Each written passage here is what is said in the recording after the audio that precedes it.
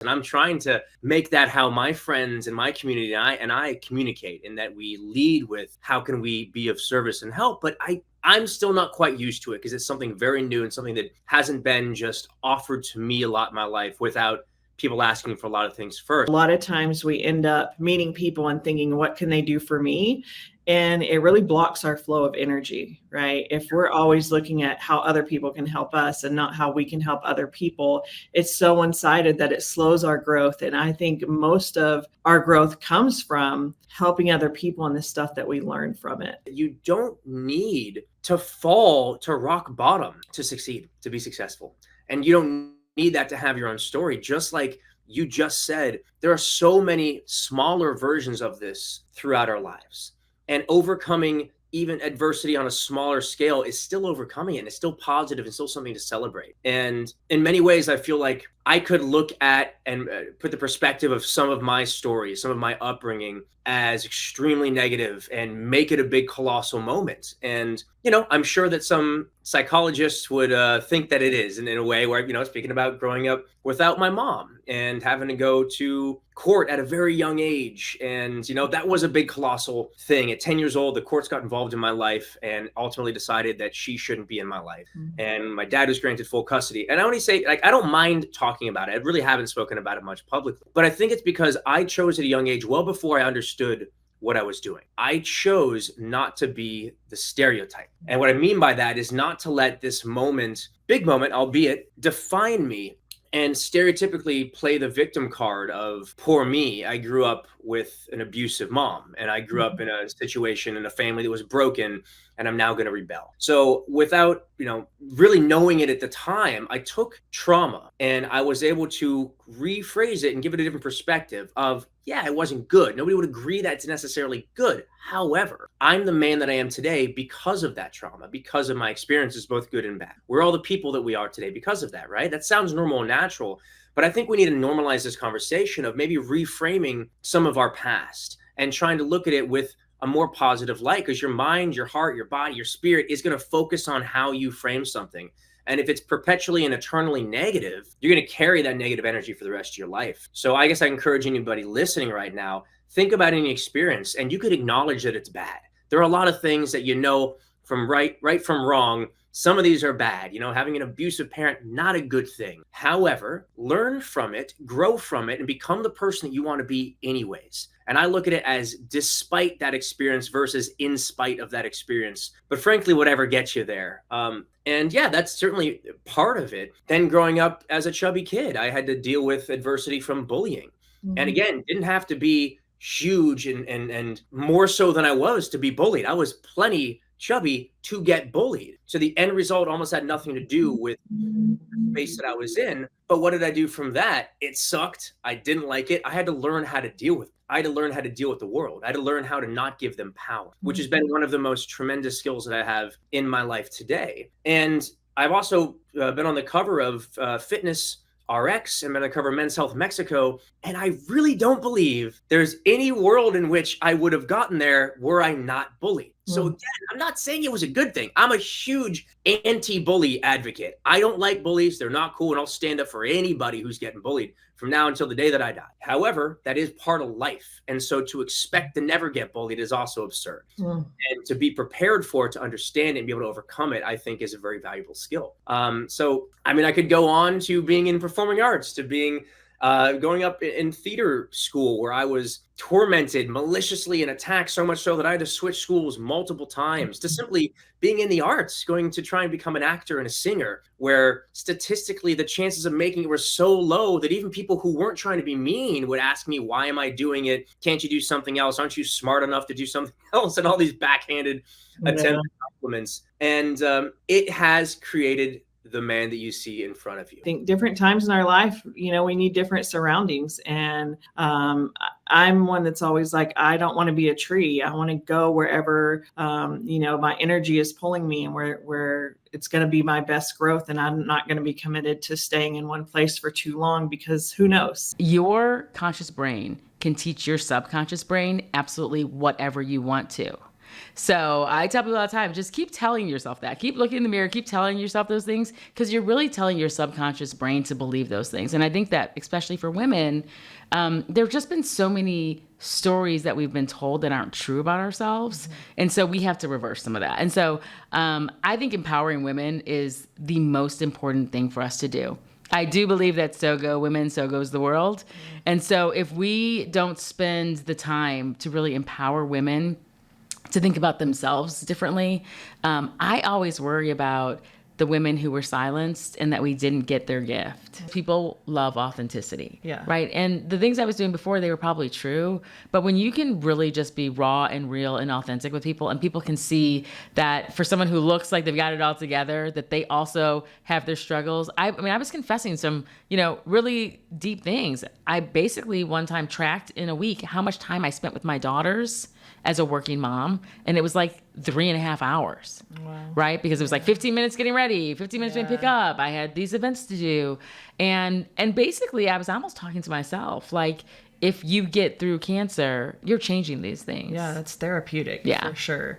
I think when we, a lot of times we're like, where are we going? And until we can look back at where we've been, it's kind of hard to tell. Absolutely. We can, once we get a little bit older, then we're like, oh, okay, I can see now that there's just as many stairs ahead of me as there are behind me. Yeah. But when we're young, it's kind of hard to see through the clouds. Yeah. I mean, think about both of us. Like, people are always like, well, how did you get to be a publisher? And, what was your path you took? I mean, I didn't know I was going to be a publisher. Right. Let's be real, right? You didn't know you were going to own a jet. I mean, you didn't know that. Yeah. You might have had some dream or some thought at some point, I'm sure. And in some vision board, I, put something about magazines or something at some point. But, there's so much of your life that you are doing things that are building your story, even if you don't know it. And when I got cancer is when I really realized that all the things and the lessons that I thought that, God was teaching me or that I had learned along the way, I always thought it was for, some big career move I was going to make. And I was like, oh no, it was for this moment, right? It was for that moment where you had to just say, I can do this. I can also ask for help, right? I can be vulnerable and sad and scared, right? And still be powerful and strong and ready. And it's just, you never know what the things in your life are preparing you for, but you're being prepared. Social media is a beautiful tool. It's, I repeat this quote all the time because I think it's the best illustration, like Joe Rogan said. It's like, you can take a hammer and build a house with it, or you can hit yourself in the dick with it. You choose. It's like the most simplistic way of saying something. Right. So is social media. Social media is an absolutely fantastic tool if you use it for a business and you use it correctly. And it doesn't mean you have to have millions of followers to get the attention. It means that you have to strategically pick the people you want to target, because that's really what it is. It's like light stalking. It's fine. And then you need to be able to get their attention, be present in their posts, comment on things, email them, see their contacts, get in their DMs, and just start asking questions, because you would be surprised how many people will give you 5 minutes of their time if you just show that you're passionate about something and you ask. The first thing is admitting it. Like, that's the biggest thing you can do, to say to someone else, like, I need help here. I feel stuck. How do I get going? You won. Boom, check. You've changed behavior. You've initiated habit change by initiating, just saying, okay, I may not know how to start this, but I know if I say I need help here, I'm starting. And that is the key to any success, is starting. You can absorb all the information, all of the podcasts, read all the books. But if you never start, you're just learning. You're not actually putting it into action. And that's where people struggle. So what I encourage people to do at that point, obviously, is call me, number one. Number two, if you don't want to, here's some really awesome tips that you can take. First and foremost, it depends on what you want to change, right? We need to do a deeper dive. Is it some inner work that's been stuck with you that you feel like you're not able to get past? Is it a trauma that's holding you back, a self-belief, a self-worth? I don't actually believe I deserve success. I don't deserve money. I don't deserve the accolades. That's a self-belief issue, right? So if we're talking about how to step you forward, well, if you don't believe you deserve anything, I could give you a million things to do, but it's not going to get you where you need to go. Right. We might have to go back a little bit and do some work. And that's fine and fantastic. Now, And when you're doing these types of things, you can really sit down to help change behaviors and habits and really go take inventory of what I want to do. Do I want to change career? Do I want to change a big change in my life? Do I just want to break habits? Do I just want to be better? Do I just want to look at myself in the mirror and love myself? What is the goal? And once we know the goal, we build the plan. Once we have the plan, we get the framework. And once we have the framework, we get actionable. Because it's not about doing just worksheets and doing these things. It's about how do we get you the quick wins so that your brain goes, I can do this. I can not only do this, I know how to do it, which then springboards the energy, right? If you don't wake up every morning and are excited to wake up, and I know that's hard for some people, but we need to look at why. Because that's not a way to live. And it's not saying that you have to have $1 billion or $1 million or own your own businesses or anything. You should wake up, if you are a stay-at-home mom, and you should wake up and be excited to be a stay-at-home mom. But it's hard to be excited when you're a stay-at-home mom when, say, maybe you have an unhealed injury, a self-love wound, you have some trauma that happened to you.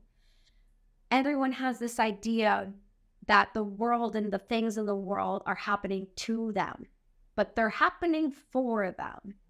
It's our perception and our reality. The things that have happened to us in our past are why we perceive the reality to be whatever it is for each person. It's different for each person. Your reality is different than my reality is different than your daughter's reality. And that's because of the things that have happened to her or not happened to her for her.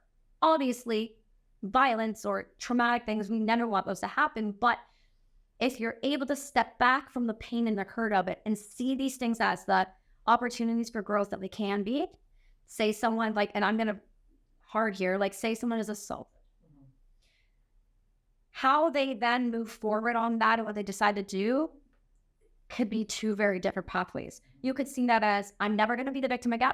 I'm going to get into jiu-jitsu classes. I'm going to build a whole new community in that. I'm going to feel safe with my body autonomy. I'm never going to give anybody that power again while healing the wound. Or you can go, this happened to me. What's wrong with me? Why me? Why me? Why me? We have a lot of mess in our country. We have a lot of mess in our communities. And I think, in my case, I led with my mess and dealt with my mess and then led with my mess and then allowed the issues and mistakes and trauma and abuse and addiction. I struggled with drug addiction for several years and, didn't, again, have value in myself and wanted an escape mechanism. And that was my escape. But I really allowed all the lessons of my past to really help propel me forward. And it was those moments of deliberately making a decision. I'm sick of being tired. I'm sick of being poverty. I'm sick of being in poverty. I'm sick of not having a family. And I want my daughter to have a father. I don't want her to grow up in abandonment like I did. There were so many things going on in my head and in my spirit that I really felt like I needed to, make that transformation. We all go through mess and we all have issues and trauma and family issues and, marital issues and relational issues and in business, right? People fail. And, I've been really blessed to be very successful as an entrepreneur. I was talking to a woman last night that I was having dinner with who, has a failing forward strategy. And of course, I love John Maxwell's book, Failing Forward, because he nails it about how to fail forward. And so, it's not about the failures of your current or even your past. It's about what you're going to do with it in your future.